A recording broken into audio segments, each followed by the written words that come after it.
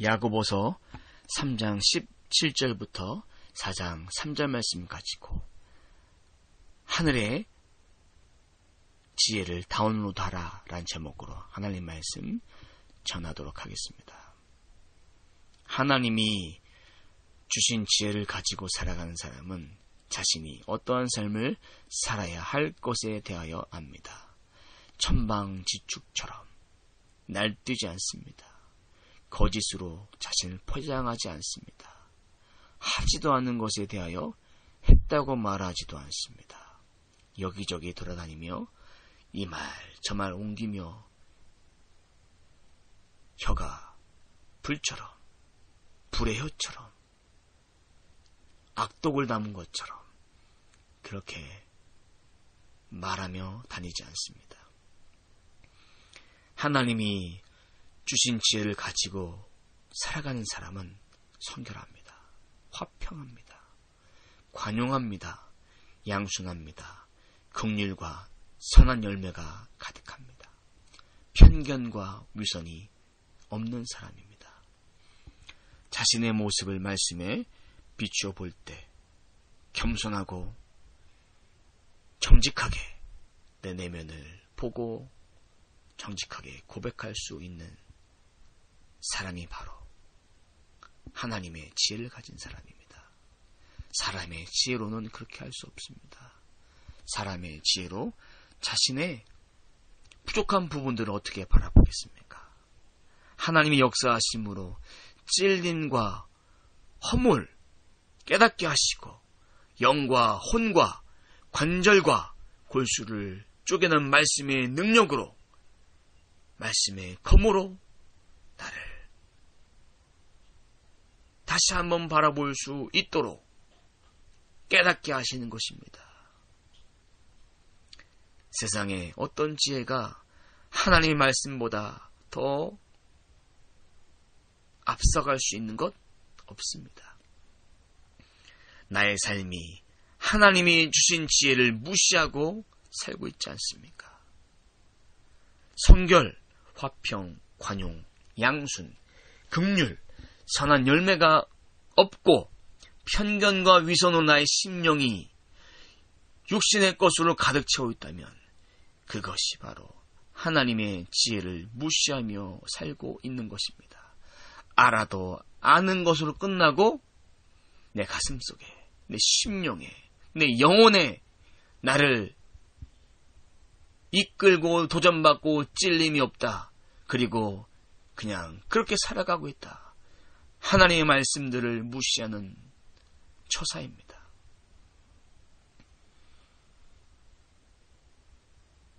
의의 열매, 즉 하늘로부터 오는 지혜는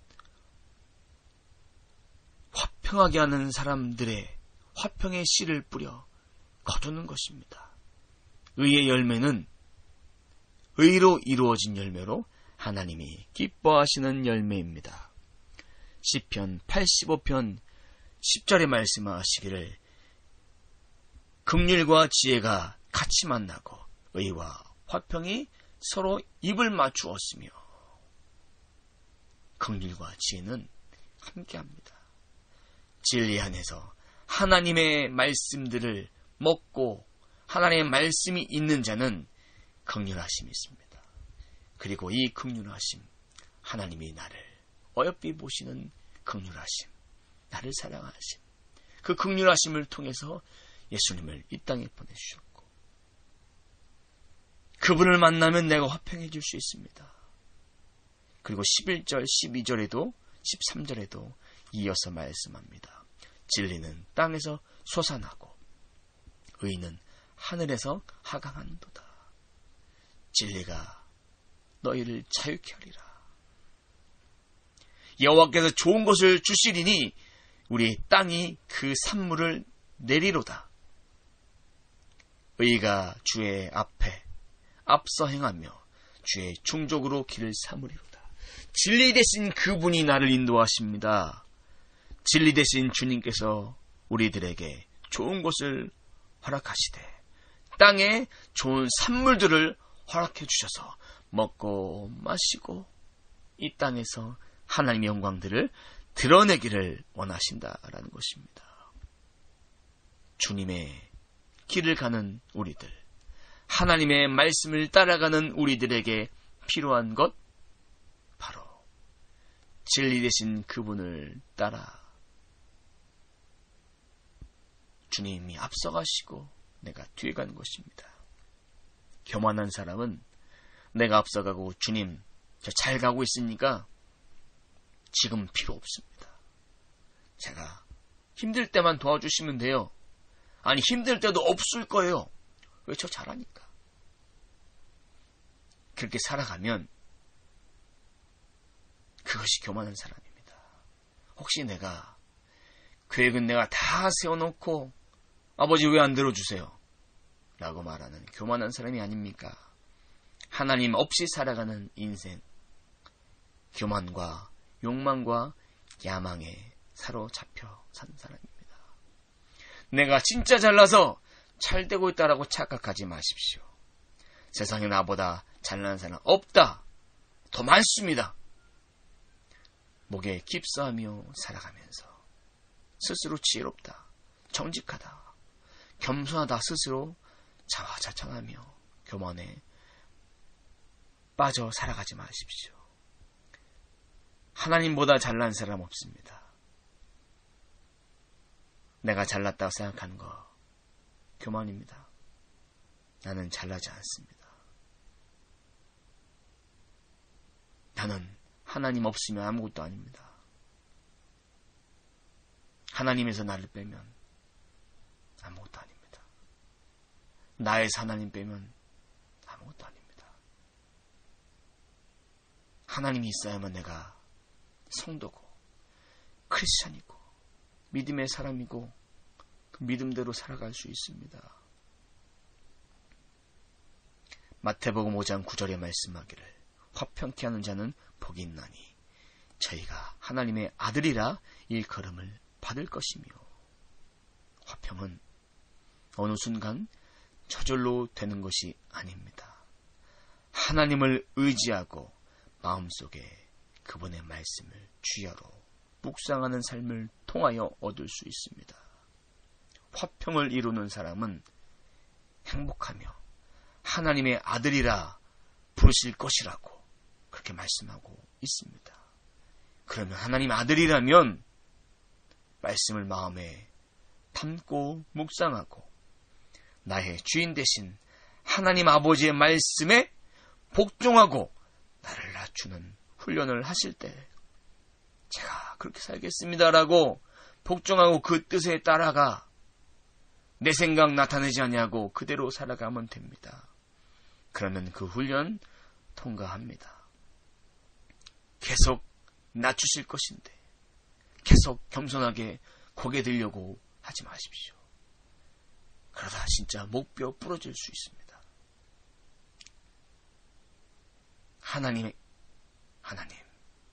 하나님만이 나를 인도하실 수 있습니다.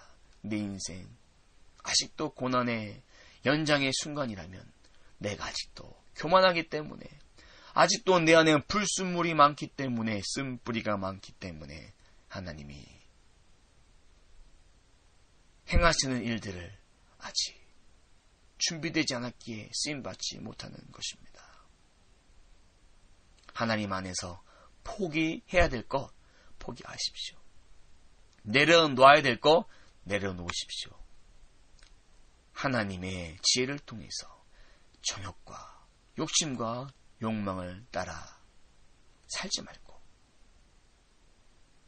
그렇게 살면 망한다라는 것들을 알았으니, 구해도 얻지 못하는 것들을 알았으니 이제는 하나님의 영광을 위해 구하시고 내 뜻보다 하나님의 뜻대로 살아갈 수 있도록 나를 이끌어달라고 그렇게 기도하며 날마다 나를 주 앞에 복종하며 살아가야 합니다.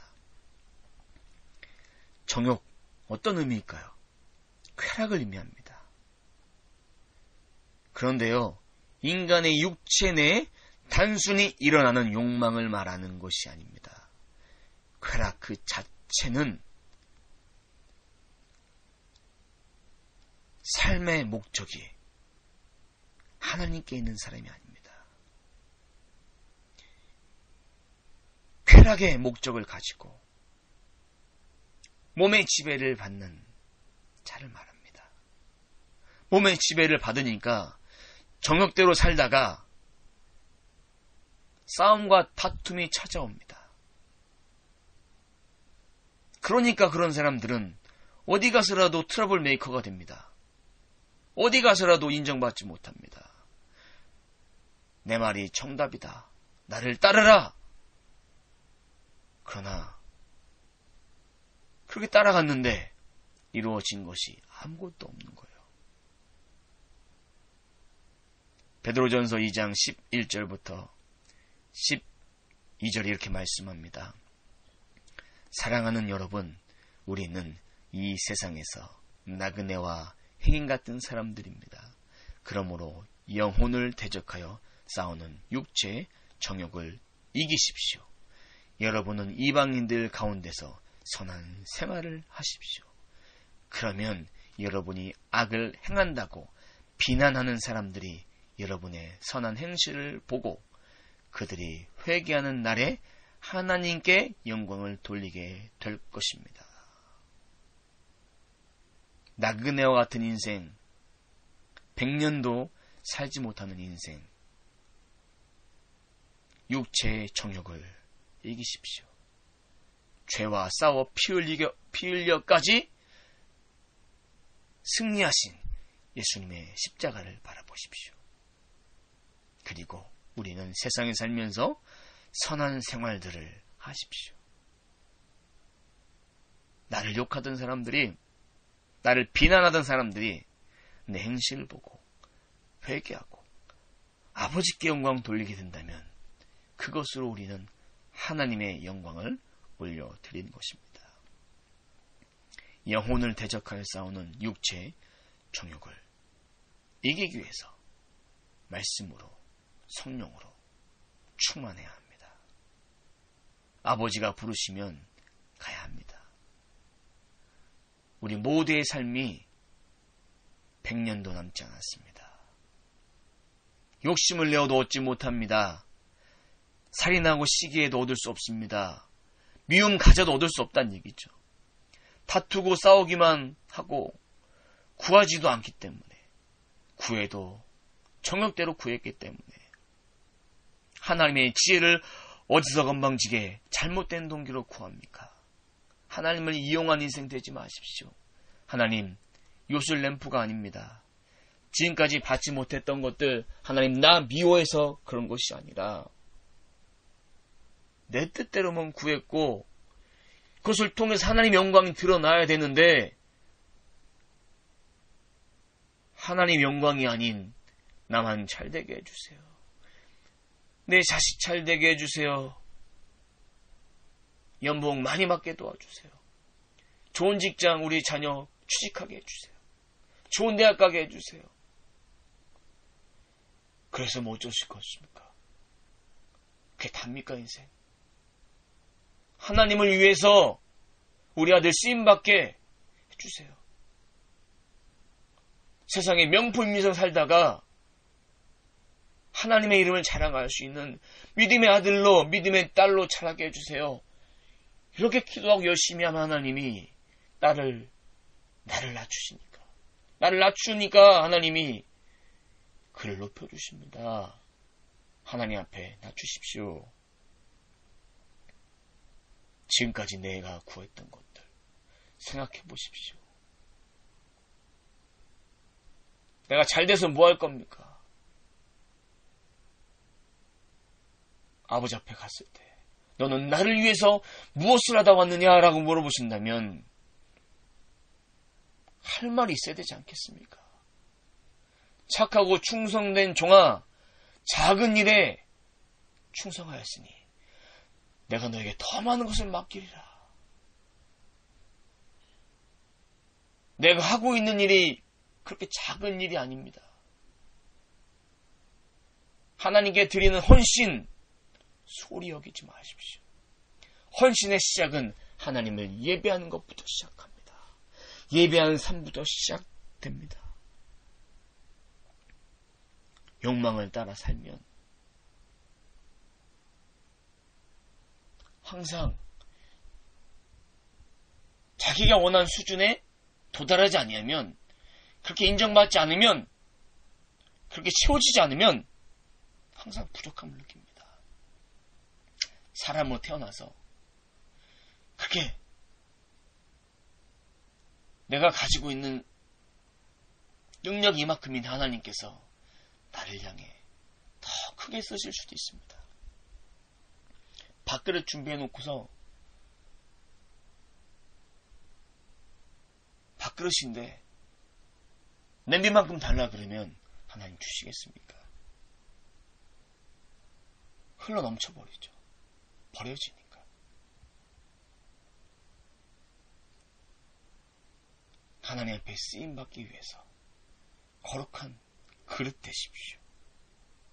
하나님의 지혜만 담아서 온전한 질그릇 되어서 지혜를 통해서 내게 주시는 선한 열매들을 많이 맺으면 욕망 따라 사는 사람 인생과 다릅니다. 욕망 따라 살면 채워도 채워지지 않습니다. 부족함 느낍니다. 공허함 느낍니다. 좌절합니다. 갈등합니다. 고민의 연속입니다. 흔들어도 넘치도록 주시는 분인데 정욕대로 구했기 때문에 받지 못했던 것이고, 내 야망 때문에, 야망을 통하여 살려고 했기 때문에, 하나님의 영광이 가려졌기 때문에 하나님이 지금 막고 계신 것입니다. 기도해도 정직하게 제대로 기도해야 합니다. 시편 34편 15절에 말씀합니다. 여호와의 눈은 의인을 향하시고 그 귀는 저희 부르짖음에 기울이시는도다. 하나님의 눈이 어디 있다고요? 의인을 향해서. 하나님의 말씀을 따라 사는 사람, 그 사람을 향해 주목하시고 그들의 부르짖음에 귀를 기울이시고 응답하신다는 것입니다. 시편 145편 18절에 말씀하기를 여호와께서는 자기에게 간구하시는 모든 자, 곧 진실하게 간구하는 모든 자에게 가까이 하시도다. 진실하게 간구하는 모든 자에게 주신다. 가까이 하신다. 진실하게, 정직하게, 신실하게 살아가십시오. 누가복음 18장 14절에도 말씀하기를 내가 너희에게 이르노니 이 사람이 저보다 의롭다 하심을 받고 집에 내려가느니라. 무릇 자기를 높이는 자는 낮아지고 자기를 낮추는 자는 높아지리라. 성경에 뭐라고 되어 있습니까? 낮추라 그랬죠. 낮추라고. 이 사람이 저 사람보다 의롭다 하심을 받고 내려갔는데 낮추면 하나님 높여주십니다.